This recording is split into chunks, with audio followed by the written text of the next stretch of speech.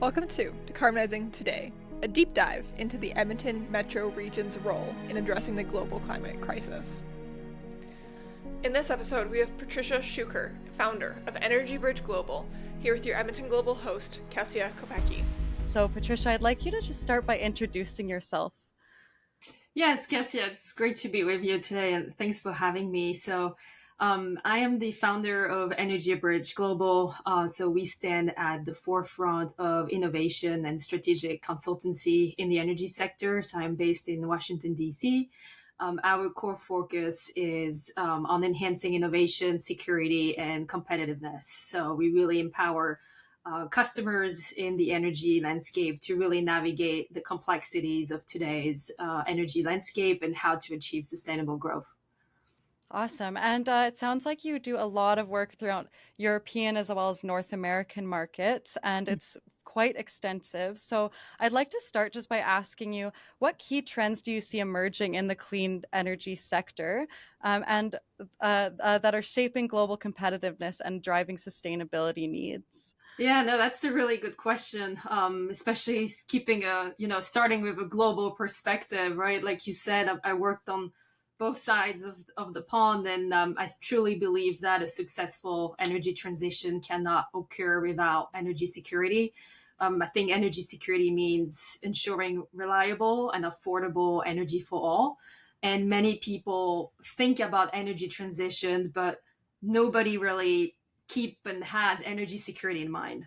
And unfortunately, the conversation around energy transition often overlook the critical aspects, which is almost a dichotomy between traditional energy companies, the big one, and then the renewable energy companies that focus on sustainability. So I think those two perspectives really need to coexist to create that energy. And you ask a lot about trends as well, and I think it's a really interesting perspective, and I'll give you a couple ones. Mm-hmm. One of them is definitely accelerating the decarbonization policies that we see, then the technological advancement, but last and not least, we've got the investment in hydrogen technologies. I think these are really important to look into. I think in the technological advancement, I think Canada is at the forefront. We've seen Alberta launch its first commercial hydrogen fueling station. I think it's a crucial step in expanding hydrogen solution in a versatile energy carrier. And we see companies like Aurora Hydrogen, for instance, that awarded $3 million in funding from the Natural Resource Canada to really advance the production of low carbon hydrogen. So it really shows how Canada has the potential, but also the innovative technologies to drive that energy transition. So when you mentioned policy and accelerating that as well, can you give me a little bit more what you mean by that? Are there good examples from Canada that you've seen, or good examples that we might be able to learn in the Edmonton region in order to accelerate our hydrogen economy? Yeah, absolutely. And I think it's challenging sometimes to keep the momentum right in that space. I think there's a lot of lesson learned from the EU, but also on the North American side and the US as well. I think we've seen with the EU, we've got the Green New Deal really aiming for net zero emissions by 2050, but also the US Inflation Reduction Act really providing significant incentives for renewable energy investment. So I think those initiatives are not just regulatory framework. That's key to keep in mind, but how rapid innovation and how we can attract substantial investment in that clean technology, which in turn enhance energy security and sustainability in the long term. So I think it's really getting the lesson learned from other side of the world that can be really critical for Canada, taking the long view with a short-term and long-term objective. Exactly. So that means essentially like if we can get that kind of process accelerated and work Mhm. on that environment where it's easier to invest, then we might see more of this technological innovation as well that we've seen, for Exactly. example, with Aurora or the first commercial hydrogen fueling Yep. station. Yep. So that's really good. Absolutely. It's all really cyclical, isn't it? Yeah, it is, and you're bringing the Aurora project, but everyone has one thing in mind nowadays, which is how can we be more sustainable in those technologies that we put out there. And you've seen, now we all talk about AI, right? This is the constant, and it's everywhere, wherever you are. And I think there's a lot of lesson learned, for instance, from the Nordics, because they have that advantage to be. A cold location, right? But also, I mean, Canada is also the same, right? If you look at the on the North American side, and I think there's a big commitment there to make available those renewable sources to feed those energy requirements. And I think there's a really good example there, which I recommend looking. It's called the Verni Pori data centers in Finland, which is absolutely fascinating because they consume up to 40% of their energy on cooling, right? So that could be a potential solution with the big need and demand of energy required to feed those data centers. So you mentioned AI, and I'm wondering if there's a bigger picture with AI and how this might fit into it. Can you tell me a little bit Yeah, if there's a connection there? yeah, absolutely. And um, I think on the Canadian side, obviously, the Canadian government is really active in supporting those AI research in the energy sector. I think through investment innovation hubs, collaboration that we're seeing, it's really how can Canada foster the development of AI solution for clean energy. And we saw recently the Pan Canadian AI strategy, supported by the federal government, and fund research institutions like the Vector Institute, and Mila, which are heavily involved in applying AI and how to tackle energy challenges, but including improving renewable energy integration, optimizing energy use, and reducing carbon emissions. So we're seeing a lot of collaborations, but also new startups coming into that ecosystem. And that being how can AI reduce energy consumption and emissions in commercial buildings. So we're going to see a lot more of that into the energy sector. Yeah. So Edmonton Global, we not only focus on hydrogen and clean technology, one of our core focus sectors is also AI and technology. And that Pan Canadian AI Institute or Center of Excellence Yeah. that you mentioned earlier, we are actually home to one of the three in Canada. It's called AMI, the Alberta Machine Intelligence Institute. So, being that we're very well experienced in our region with energy, and we Mm-hmm. have so many resources with AI. I definitely mirror exactly what you're saying. I think there's a lot of opportunities to use it and utilize it and make everything more efficient, and hopefully reduce emissions while we're doing it as well and create jobs. So Mm-hmm. yeah, so I'm going to ask you another question here, leaning into that kind of innovation space. From your perspective, what are the main barriers holding companies back from adopting new technologies? Like AI, for example, would be a good one. And are there any opportunities that are coming from that too, from these barriers? Yeah, no, this is all those advancements are great, right? But it's not perfect, definitely. And there's three barriers that I'm seeing now. One is the high upfront cost that we're seeing, which is a major challenge. For example, you've got advanced energy storage systems that require substantial initial investment. But this also present an opportunity, right, for a government and financial institution to really step in and increase their funding and incentive. Like providing, like the EU is providing the European Investment Bank for green projects. So really, how do we mitigate the cost? The second is the regulatory uncertainty. Obviously, we are getting into an election in the US, Canada as well soon. But the regulatory can be another barrier. And that is, not just due to what kind of regulation, but understanding the sector and how it evolves. And there's a big mismatch between, often policymakers and energy companies per se. So I think but it also opens opportunities for companies to engage in policy advocacy and shape favorable regulatory environment.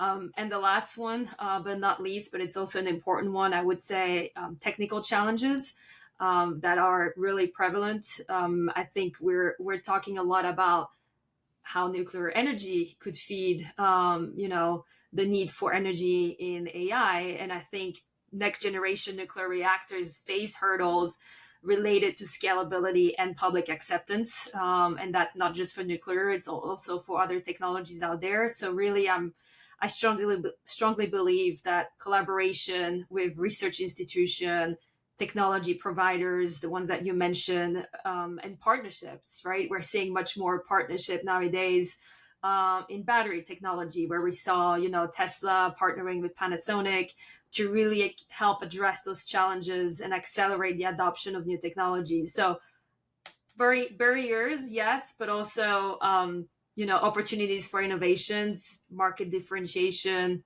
strategic partnerships that are all essential to get to that goal and objective that we have of net zero. I think the one thing that you're saying that really stands out to me is the partnership specifically. It kind of ties into so many different spaces, even when you're working around a regulatory environment or trying to incentivize technology. If you're trying to get research in order to make it so that this stuff works and works effectively at a good cost, like all of these partnerships together, like we can't just all do it by one person. So the 5,000 Hydrogen Vehicle Challenge, it's an initiative that was started by Edmonton Global, and the goal is to get 5,000 hydrogen or dual fuel hydrogen powered vehicles on the roads within 5 years. So it's an ambitious goal, but it's very realistic. And we can't really do that by ourselves. So essentially, all these partners within the Edmonton region, all these organizations, realized after a lot of research, a lot of discussion, a lot of engagement with the community and the energy industry, that there is a problem that we're facing, which is essentially this chicken and the egg scenario. So explaining it, it's essentially you can't have a chicken without an egg, you can't have an egg without a chicken, just the same as you can't have people wanting to buy trucks that are hydrogen powered and decarbonize their fleets without people who are willing to invest and build infrastructure. Just as the opposite, where people aren't going to want to build and invest without the demand of people wanting to buy and use the trucks and the technology. So I'm wondering, like, what your thoughts are on that, and like as far as looking at those barriers, your perception of how that might maybe overcome any of those barriers, or if you see any opportunities in just that little bit that I told you. Yeah, no, I mean, it's one of many, right? Where again, it's an opportunity, but also a challenge. And I'm a huge believer in the public-private partnership being absolutely fundamental to the development of CCUS, right? Because we spoke about that extensively. But it's notable that investment are coming again from government and corporation with significant carbon liabilities, rather than traditional investors investing in those partnerships. And I think it can be challenging sometimes to do public-private partnership. It's got a lot of potential, but there's a couple aspects that need to trigger that ecosystem, because it's not only a partnership, it's also an investment. And it's really hard to, especially when you're in an early stage, there's high financial risk as well. And I think government are stepping in with incentives. We've seen like tax credits and grants and subsidies, right, that are part of that partnership to really, how do we de-risk the investment and encourage private sector participation. So I think all those traditional investors, like venture capitalists, the private equity firm, they're less inclined to invest in those projects because they require really long-term, high upfront capital without immediate returns, right? So once they get into such project, it's really long-term. It's not something where they expect a return within a year or two. So, I think there's much less reliance on big companies, right? I think we're looking at that new ecosystem of startups, like you said, that are looking for partnerships to grow better and faster, but it's also part of resource sharing as well. I think that's a big advantage where you see in those partnerships, you know, energy, the Department of Energy and private sector, but also research groups, right, developing carbon capture technologies, which really allow them to share not just the resource but the expertise and the risk, which can really help overcome those barriers that we mentioned at the beginning, which is part of innovation as a whole. Yeah, I think too, especially like when you talk about resource sharing, like information sharing as well. So for hydrogen and clean technology, there's because it's emerging and like Mhm. it's a lot of it's transitional from the traditional energy sector. So a Yeah, lot of that information and those processes can be moved over, altered, adjusted. But when it absolutely. comes to understanding the economics and what the market needs are, I think collaboration is really important because people are getting information from so many different places. And if you're not sharing and talking about it with each other, then you're really kind of in the dark for some things Yeah. as well. So, Yeah, and you um, become siloed also, right, to yeah. the sector. And one more thing I would add is on the policy alignment.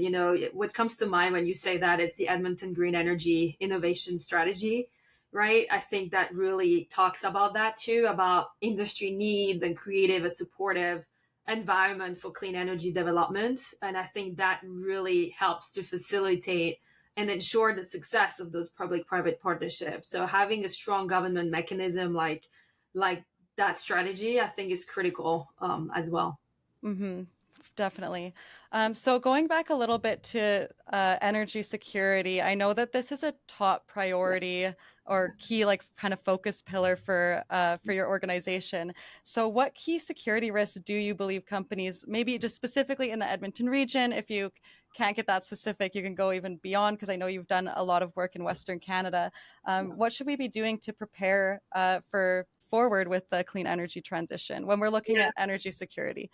Yeah, Kessia, you're touching the sweet spot here. So it's, Sorry. it's definitely definitely a passion of mine, and I always say, when you talk about energy security, you have to put it into perspective, because it's not I mean, it's the least well defined. So I think energy security is the low vulnerability of vital energy systems. So in there, and really for your audience, I want them to keep in mind two main ideas in that definition. One is it's not the energy security of a black box, but the energy security of specific systems. It could be electricity, it could be oil and gas, it could be transportation, it could be storage. And then the second, I think, that is important part is the security aspect, which is the vulnerability. So when you look at the vulnerability of an energy system, you have to look at how energy security has evolved over time, over history. And I think there's three main elements that we have to keep in mind. The first is the sovereignty perspective. So you have to answer the question of who controls the energy. Do we import it? Do we produce it? Which country are we producing locally? If it's local, then who is producing it locally? The second, I think it's really how our energy system how long it will last. And in that perspective, you have to look at how robust our infrastructure is, and how it can withstand threats like cyber threats, physical threats. And the third aspect is really the notion of resilience. And when we face a disruption, how quickly can the system respond and recover? And I think this is absolutely critical. And that's wherever you are, Canada, the EU, the US, regardless. And I see a lot of that, the last point being discussed among investors, and how are they also involved in that energy security. And I think in Europe, probably the biggest change that we're seeing is in Germany. And I'm really curious to see how that's going to grow. And by that, why Germany? Because they see energy security as me. And by me, I mean my affordability, not necessarily about the country's power, the country's energy and capabilities.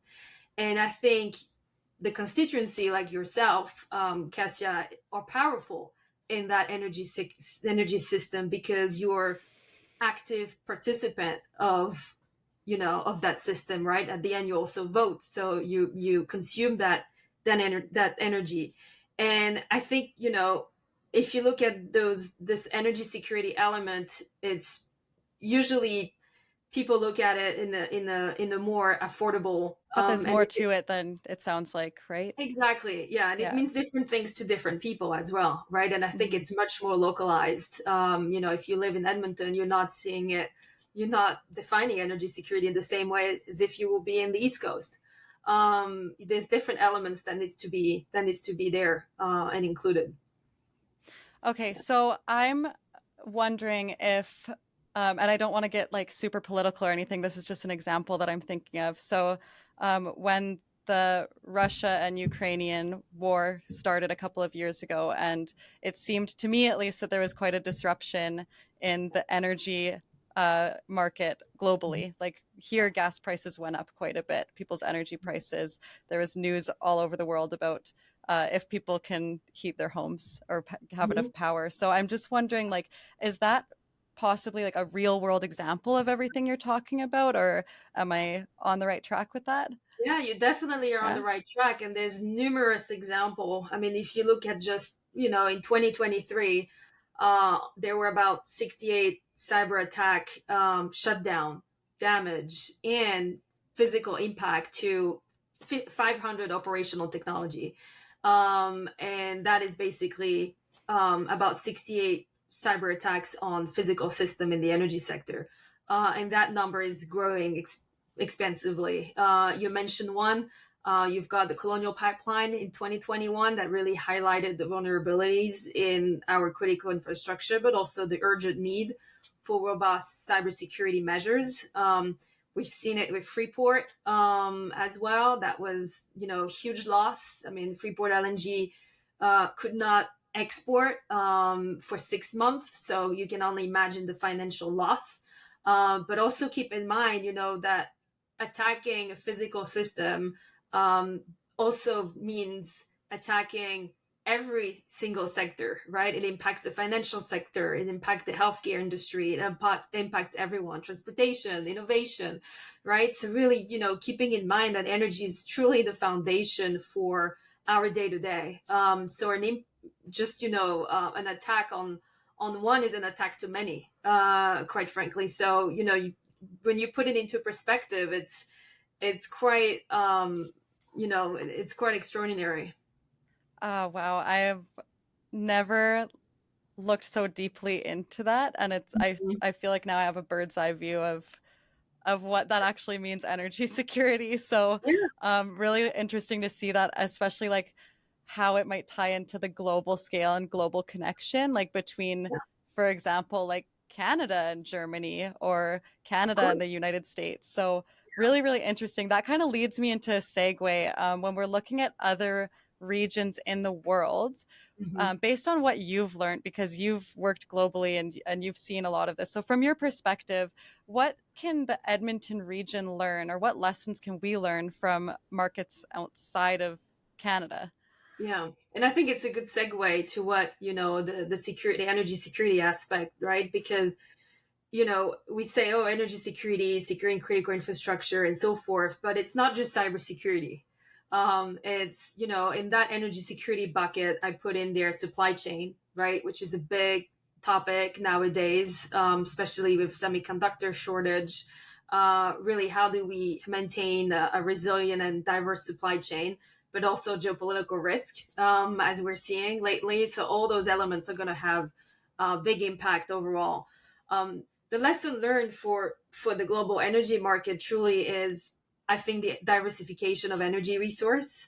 I think that's going to be absolutely critical. I think we are going toward that trend and objective of having a mix renewable technologies, wind and solars and hydrogens, alongside other emerging technologies, and I think that could really enhance energy security and resilience for Edmonton.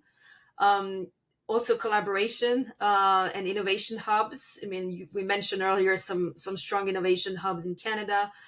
In the US, we've got the Energy Research Park in Houston that fosters partnership between industries. So I think Edmonton can really benefit in strengthening its own ecosystem of innovation and hubs and partnership to drive that clean energy innovation. And last, I would say the kind of the long-term policy vision as well. I think that's critical as well, because you need to look at what is Edmonton providing, what kind of supportive policies can help me develop bigger and better global, clean energy developments. And I think that's, that would be my three takeaway in terms of lesson learned. Awesome. Well, thank you so much. I'm glad hopefully anybody watching or listening will take this and be able to learn from it a little bit. I do have one last question for you. And again, it's about the Edmonton region, but if you can't be super specific, then we can take it a little bit broader based on your perception and your understanding. But when we're looking at everything that we talked about, so like if it's policy, regulatory, Mhm. if it's partnerships, hubs, how we're connecting to the rest of the world, and really thinking about this overall, like what is the Edmonton region's economic impact, as well as how does our economy make an impact on the global climate crisis. So thinking of that, is there anything about the Edmonton region that you see that stands out to the rest of the world that maybe the rest of the world might be able to learn from? Or maybe there's opportunities for us to continue standing out? Yeah, absolutely. No, that's a great question. I think I think it's how do you keep up with the pace of that energy transition, right? I think it's challenging, and Canada has Yeah. been doing a really good job there. And it's not just challenging the ecosystem, but really how do you grow and stay innovative. Um, I like to say, you want to be on the leading edge, not the bleeding edge of things. Yeah. And I think that means you need a lot of capital that doesn't necessarily turn into profit immediately and earnings for a considerable amount of time. And when you are a big company or not so much, right? You have to. I think Canada has been really good at. You have to go big. You have to be connected. You have to be everywhere. But when you're everywhere, it gives you two things. It gives you power. It gives you influence, but it also gives you enemies. So there's another challenge, right? But I think that you We're need to here to think get along about. with everyone. I know, right? Of course, but you need to think about that all the time, right? And um, I think that sudden change take a lot of time, but also being in the infrastructure, being in Canada and being so much involved in infrastructure, what comes to mind is permitting and permitting and permitting. But it doesn't matter. I think one sentence to answer your question is it doesn't matter what energy source you want. If you cannot build it, then you cannot get it, right? And I think Canada has been really good at, keeping the course, having supporting policies. Again, it's nowhere easy to get it through the finish line. But you've got a really strong skill force. I mean, Alberta's investment in educational programs focused on clean energy technology has been absolutely fascinating and excellent, and there's really good results and talents coming out of that, which are critical for the long-term success, because we're missing that talent in that energy space. And I think Canada is really working on that. And those innovation hub that are growing and growing. To name another one, you've got the Toronto Discovery District, I think, that really support clean tech startups. We're in this strong, innovation hubs, economic growth.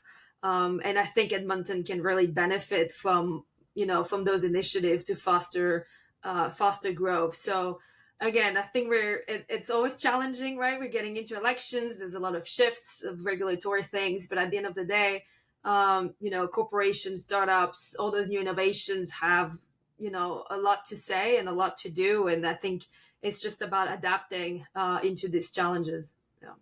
Adapt and overcome. Exactly. and innovate. Okay, so that's pretty much our time for this interview. But I do want to leave one thing for you. If there's anything you want to tell me that I didn't ask you, is there anything that you're maybe looking forward to as we Mhm. look into the future of the energy market and the energy economy? Yeah, I mean, one thing I would add is really how AI will play a role in CCUS. I think it's, it can be seen in different ways. How will AI optimize CCUS systems? I think there's a lot of noise out there. I think the world is brainstorming more than anything. There's no clear solution to that, but I think there's very strong companies in Canada that are leveraging AI to enhance, the effectiveness of CO2 sequestration in concrete, helping reduce emissions in the construction industry, and I think it's, we need to use all that ecosystem of data that we have to really, how can it gets us faster to where we need to be. So meaning AI can be used to monitor, it can be used to analyze, to improve the efficiency of capturing CO2 emission from different industrial processes, and enabling more cost-effective and scalable solutions to reduce those greenhouse gas. So I think there's a lot of great things coming out of Canada. One project I've seen is, the Pan Canadian AI strategy. I think I'm following this with a strong eyes. So I think it will be really interesting to see that development. But yeah, that's one thing I wanted to add. Good, then we'll definitely have to keep you up to date on everything happening in the Edmonton region with AI. So, Definitely. yeah, we'll add you to the mailing list. Please do. Okay, well, thank you so much, Patricia, for joining today. It was Thank really you. great to learn about everything that you're sharing. Especially that big picture is one thing that I've really wanted to dive into and really understand is just like what can we learn from your perspective that goes all around the world and comes back to Edmonton. So I think it Mhm. was very effective. I learned a lot. This is Patricia Schouker from Energy Bridge Global, the founder and CEO. So, yeah, feel free to research the company and reach out to Patricia. And yeah, I really hope that we get to do something like this again with you. So Me it's been too. a pleasure. So thank Thank you. you for the conversation, Kessia, and I look Of forward to course. following the great work you guys are doing. I look forward to following what you're doing. Yeah, I'm going to keep learning from you. So Thank awesome. Well, you. thank you so much. Thanks for listening. Stay tuned for our next episode of Decarbonizing Today to continue exploring how decarbonizing tomorrow starts today in the Edmonton metro region.